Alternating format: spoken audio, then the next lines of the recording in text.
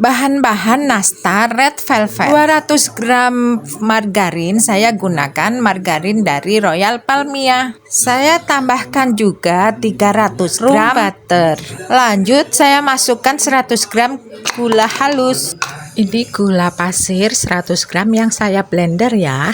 Kemudian saya aduk sampai merata seperti ini. Lanjut masukkan 4 butir kuning telur. Saya masukkan kuning telur secara bertahap sahabatku ya. Satu persatu kuning telur dimasukkan, kemudian diaduk sampai merata. Gunakan telur suhu ruang sahabatku ya, jangan yang keluar dari kulkas. Jika sudah terlanjur telur disimpan dalam kulkas, sebaiknya disimpan di suhu ruang dulu ya sahabatku. Tujuannya supaya nanti hasilnya kue bisa mengembang dengan sempurna. Kenapa masukkan kuning telur secara bertahap, tidak aja langsung diaduk semuanya? Saya masukkan kuning telur secara bertahap tujuannya supaya adonan tidak terlalu berminyak. Tapi cara ini terserah sih ya, opsional teman-teman. Teman-teman bisa menggunakan metode dengan cara sendiri. Kalau saya caranya terpisah seperti ini, bertahap ya. Di samping kuning telur bisa tercampur secara merata dan adonan tidak terlalu berminyak. Setelah kuning telur sudah masuk semuanya, saya aduk-aduk sampai merata. Lanjut saya masukkan susu bubuk. Saya gunakan susu bubuk yang eceran ya. Saya gunakan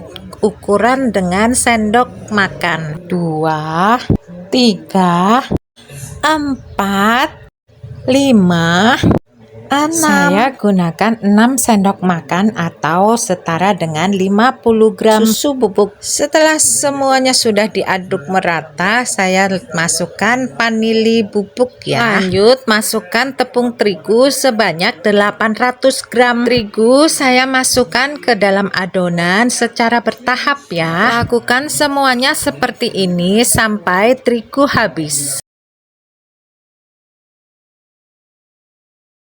Karena adonan sudah terasa berat, maka saya gunakan tangan saja ya untuk mengaduknya. Saya gunakan tangan saja tanpa pakai sarung tangan teman-teman ya. Pastikan tangan sudah dicuci bersih sebelum mengaduk adonan ya. Bersihkan adonan dari spatula. Diaduk adonan sampai merata. Jika semua adonan sudah dipastikan merata, saya tambahkan 1 sendok makan pasta red velvet. Pasta red velvet saya dari Red Bell ya. Jadi saya gunakan pewarna makanan sahabatku, bukan dengan pewarna pakaian ya.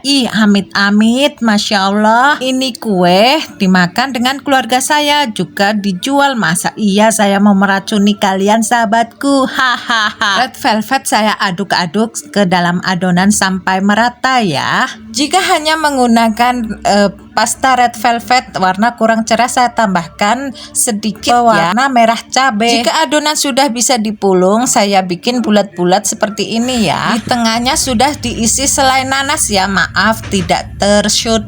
Selai nanas saya bikin sendiri ya, tidak beli jadi. Soalnya kalau beli jadi, nah, tahu sendiri ya bagaimana kualitas selai nanasnya. Lanjut nastar akan saya open dengan menggunakan oven tangkring. Sebelumnya oven tangkring sudah saya panaskan lebih dulu selama 10 menit. Saya masukkan loyang pertama di rak paling atas. Lanjut loyang kedua saya simpan di rak paling bawah ya, karena oven tangkring saya hanya mempunyai 2 rak saja sahabatku ya. Saya gunakan api sedang cenderung kecil sahabatku ya, jangan terlalu besar apinya, karena kalau api terlalu besar kue akan melebar, juga hasilnya nastar akan pecah. Dan lubang di atas oven saya tutup ya. Sambil menunggu nastar di oven, saya membuat olesan untuk nastarnya. Saya gunakan polesan 1 kuning telur dan 1 butir telur. Saya tambahkan pewarna merah cabai dari kupu-kupu, cukup setengah sendok teh saja ya. Kemudian